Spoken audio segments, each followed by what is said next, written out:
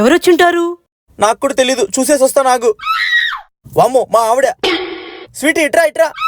అరే రే, మా ఆవిడ ఫస్ట్ రాగానే బెడ్రూమ్ లోకి వస్తుంది, ఇక్కడ వద్దు. అరే, మా ఆవిడ ఫుల్ టైర్డ్ అయిపోయి ఉంటుంది. నీళ్లు తాగడానికి కిచెన్ కి వస్తే మనం పక్కా దొరికిపోతాం, ఇక్కడ కూడా వద్దు.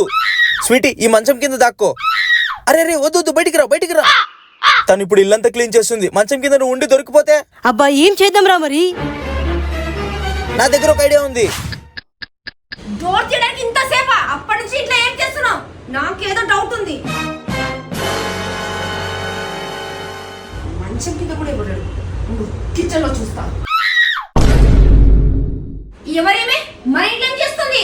ఆ కొత్త పని మనిషి బేబీ. నువ్వు డైలీ ఆఫీస్ నుంచి వర్క్ చేసి వచ్చింటావు కదా, నీకెందుకు శ్రమ అని నీకోసం పెట్టాను. అవునండి, నేను కొత్తగా వచ్చిన పని మనిషిని. బేబీ, నేనంటే నీకు ఎంత ఇష్టం బేబీ.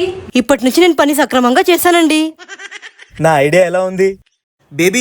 నీకో విషయం చెప్పడం మర్చిపోయాను. మా ఫ్రెండ్స్ అందరూ కలిసి ఏదో ట్రిప్ ప్లాన్ చేశారా. మేము గోవాకి వెళ్తున్నాం. ఏంటి, మళ్ళీ ట్రిప్కి వెళ్తున్నారా? రోజంతా నువ్వు వాళ్ళతోనే ఉంటావు, నాతో అస్సలు ఉండవు. మళ్ళీ తొక్కల ట్రిప్లు ఒకటి. అరే బేబీ, అదేదో సడన్ గా ప్లాన్ అయిపోయిందిరా. వెళ్ళకపోతే ఏం బాగుంటుంది చెప్పు. నువ్వు వెళ్ళాల్సిన అవసరం లేదు, నువ్వు నాతోనే ఉండు. బై మిస్టేక్ ఏదో ప్లాన్ చేసేసారులే, అందరూ బాయ్సే ఉన్నాం రా. నేను నిన్ను తీసుకెళ్లలేను. ఇంతకు నీకు మాట చెప్పనా, నాకు నీ ఫ్రెండ్స్ అంటే అస్సలు నచ్చదు.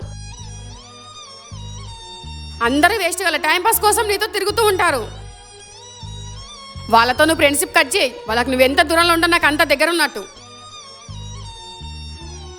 నువ్వు కానీ ఈసారి ట్రిప్కి వెళ్ళావు అనుకో, నేను ఏం చేస్తానో నాకే తెలియదు.